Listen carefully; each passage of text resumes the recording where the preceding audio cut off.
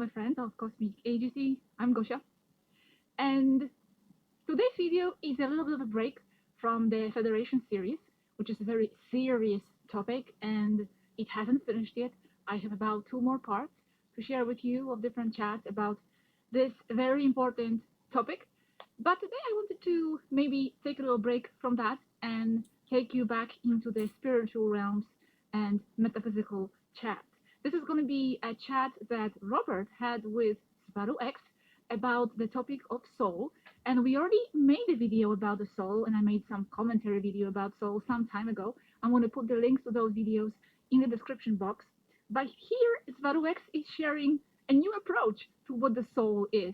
Because first of all, it has to be stated, Yaski and Sbaru don't like this term soul anymore. It has this religious connotation, and it has this association that it's some kind of an entity that floats around and goes from one body to another. You die and it just like floats off of you. And that's not what the soul really is, as Sbaru X explained. So they start with a controversial statement. There are no souls. There is no souls, really. And what leaves the body and floats around the astral realm and what can be seen, that's not the soul, that's something else. But that's for another video. But soul as such, it's going to be explained here, does not really exist as an individual entity. It's the illusion of the separation from the source that creates the idea and the perception and the identity of what you feel is your soul. That's why a soul as such cannot be trapped. It cannot be sold to the devil. And very long time ago, and this is for the new people, very long time ago, in the beginning of our contact, Zvaru 9, the first girl we were in contact with, she shared a very big and important article about clones and underground cloning experiments and all that. And there it was explained how the souls are being trapped. But it's not that they are being trapped like you take a soul and you put it in a jar. It's done by the way of trapping the perception and the attention. If you trap the attention of an individual, that's how the soul is trapped. And that's how we are all trapped here by the manipulators. Trapped by the perception manipulation, by the perception deception done by the controllers. And that's how we get trapped. But it's not that they are holding us, the entity as a soul, somewhere. That's impossible because the soul itself is source and it cannot be trapped. It is the whole. So enjoy the video, and I'm going to see you at the end for a quick summary. Okay. Now, what about regressive reptiles that turn positive? Do they acquire souls all of a sudden because this happens? You have said that many change sides. Yes, this is another subject, the acquisition of a soul. The reason why soul or consciousness is acquired. For example, one explanation is the phenomenon of the walking. Also the point at which a tulpa acquires sufficient strength to acquire self-awareness. It begins to be self-sustained, sentient. Why? As everything, this is how species manifest. We are all just a manifested idea anyway. It's just that there are no souls as such. That is why you cannot acquire it, you cannot trap it, you cannot destroy it, you cannot sell it to the devil. A soul is the source itself, the great whole that includes everything there is, what has always been and what will be. It is pure consciousness. That is the whole, and everything there is part of that. There are no inanimate objects. There are no living or dead things. Everything is part of the same. Everything is part of that great consciousness of the whole, which cannot be defined, because it is always much more than words can describe. You can see a bit of its effects by looking at gravity, the ether. But soul as such does not exist. It is not something that floats around like a ghost. Those are other phenomena. They are not souls. What you call soul is a self-limitation of the consciousness of the whole, of the source itself. It is defined by a series of memories through a temporal interpretation that is, again, formed in the whole. In other words, a soul is defined from where to where it remembers that it is something in particular and not part of something else bigger. This memory definition of being someone and not someone else is given through experience within a time limitation that we call physical incarnation. Since there is no physical world either, everything is etheric.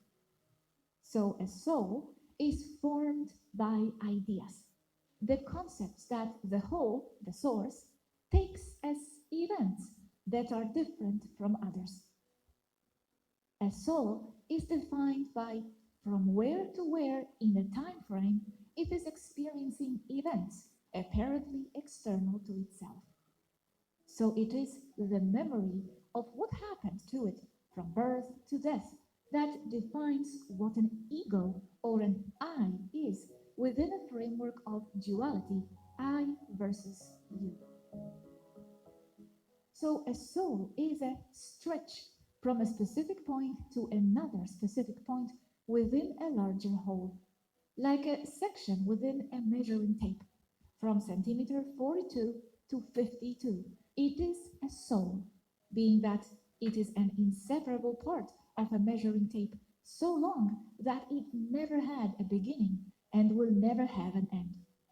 So a soul is inseparable from the whole, from the source, and does not function independently of the source. That is just an illusion that starts from an idea that I am from 42 to 52. I am not the measuring tape, being that the separation is only a concept, not a reality.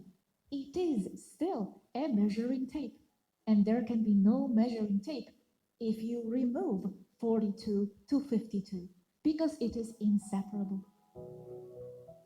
This makes a soul only a frame of memories, the millimeters between 42 and 52.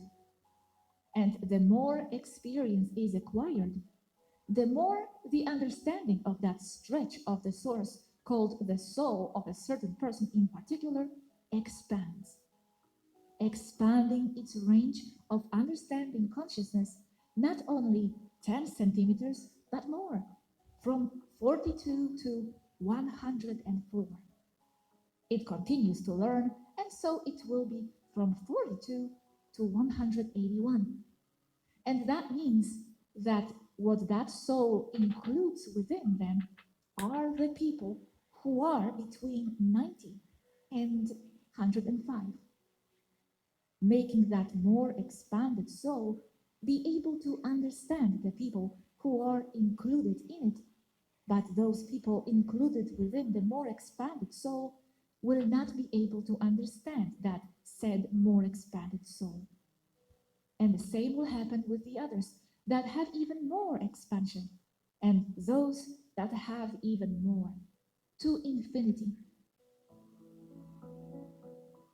But a soul is just a group of ideas that define what is and from where to where that person is, which makes the concept of the I, the ego, a soul, completely dependent on a time frame and a set of ideas that define it, which also means that you must have a definite frame of apparent limitation, because it's just more ideas. And that apparent limitation can only occur with an idea of being finite, like egos, like eyes. And that goes directly hand in hand with the veil of forgetfulness. Because if we remembered everything, we would remember that we are everything. Therefore, we would no longer be a person, a soul. We would be the original source. So if you want to be a person, you have to exist within a framework of forgetfulness that defines a limitation. This is to give you a feeling of total clarity that you are something and not the rest, very definition of existing within duality. But in itself, it must be taken into account that duality as such, something and not the other, another thing, occurs until the total integration of the whole of the source itself, which, as it includes everything, everything is part of the same, and there is no duality. So the veil of forgetfulness, the sensation of the passage of time, and the idea of finitude are inseparable parts of the concept that defines a soul. It is understood very well.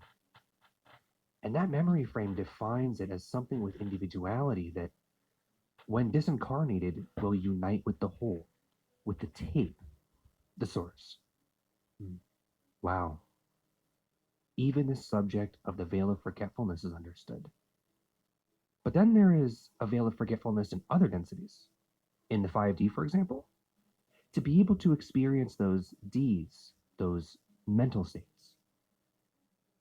Yes, there is. There is a veil of forgetfulness in other densities.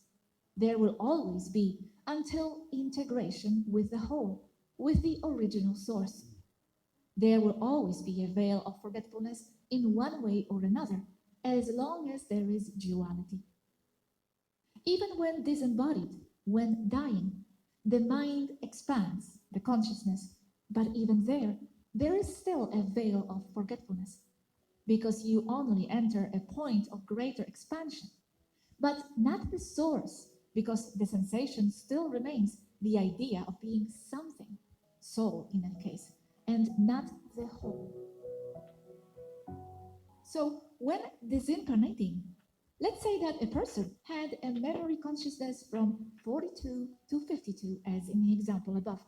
When disincarnating, he will have a memory consciousness from minus 2026 to 2982. But there will still be limitation. But compared to the great memory awareness from 42 to 52 that he had in life, the expansion is mind-boggling. But the veil of forgetfulness limitation is still there. Okay, in one way or another, it is well understood. Thank you. Sure, a point of greater extension than those would define the Ds, but not all the way to source. And with what I explained above, there are no densities. Yes, it is the states of consciousness of what each soul remembers that marks from where to where what you perceive. That's again just another set of ideas, artificial limitations of a mind that define them using its own definitions of perceptual limitation, consciousness, and time frame. Yes, exactly. All Svarus are one person. You are only observing that person within a framework of different situations and moments in her life, and among the variance of possibilities of her own life by crossing the possibilities between the timelines, which in themselves do not exist. The timelines are only definitions based on ideas to try to explain the inexplicable. Yes, I understand. So you are, for the sake of understanding, certain numbers on that tape, right? According to my example, yes. Yes, it is just to understand each other. And then others would be other numbers, or would they be superimposed? Some would take in more numbers, others less? The measuring tape expands in other directions, but yes. Yes, of course, it's not linear. You could say that using Yasky's ideas, Svarus 1, 2, 3, 4, 5, 6, 7, 8, 9, 10, 11, 12 are a representation on a measuring tape of a temporal progression where the top number includes those below it. But it is not that simple. Because being together at a certain moment, like Yaski and I now tend to equalize our mind, the consciousness. So, what Yaski knows and is what I have in me, and vice versa.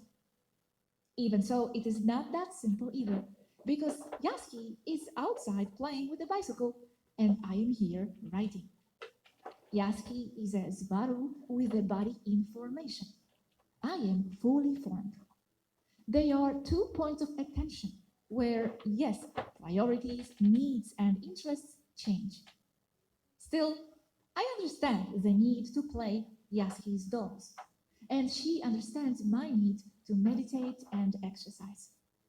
We are the same, but at the same time, we preserve individuality. And with it, we can enjoy a good conversation between the two of us and end up fighting as well, as happens to us often. Very well explained. So you learn from her now, and she from you, because you are the same consciousness, in this case, in two different bodies. Yes, but now it's not like 12 knows more than 10. It's the same. Our mutual experiences nurture us both. Yes, I mean, you integrate her point of attention, and vice versa. Yes, and the fact that we are accessing different memories and points of view makes it as if we were a different person without being it. And this expands to all the people in the universe. It happens to them the same. This is how we all are. And yes, she and I usually quarrel because we have different points of attention, even understanding each other. Because as a little girl, she wants to do everything but does not measure consequences, and it puts her in danger. And my role now is to take care of her as if I were her mother. Well, how did you like the video? I really, really liked it. I couldn't wait to share with you because I think this example of the measuring tape is very clear. So S2X here explains the soul is a source itself, and the soul is a self-imposed, self-limitation of the source, defined, defined by the range of memories and self-perception of that fragment of the source through the temporal progression. Through the temporal progression. Here she's giving this amazing, thanks to which it is all clear, amazing example of this measuring tape. The measuring tape is the source itself, and we are that measuring tape. We are the whole. But then, by our perception, ideas, memories of our identities, what defines me as Gosha, as certain memories from my birth to death or whatever, well, death not yet, but from the birth to this certain point. This is, for example, numbers 18 to 28 on that measuring tape. And this is what I feel is me. This is what defines me, 18 to 28. But I am not only that, I am the measuring tape. I am the whole measuring tape. It's just that it is from here to here that I am defined. So the soul is something that is defined by from where to where on a measuring tape. It has a self-awareness of itself, define my memories, ideas, self-perceptions. But as we grow, as we expand, ascend, expand, our perception on the measuring tape expands as well. So now we're going to include more numbers.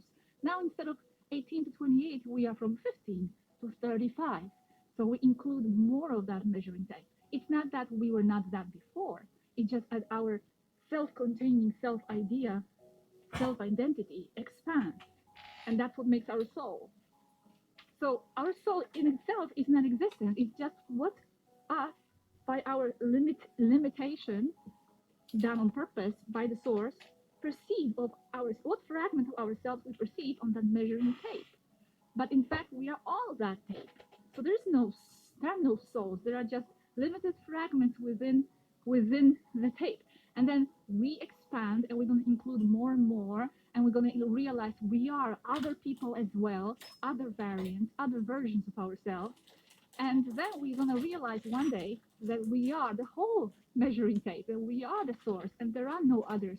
There is no one else. There is just you. And other people who are living their life self defined and thinking they are soul, they are just another portion on that measuring tape, self defined also by its range of memories.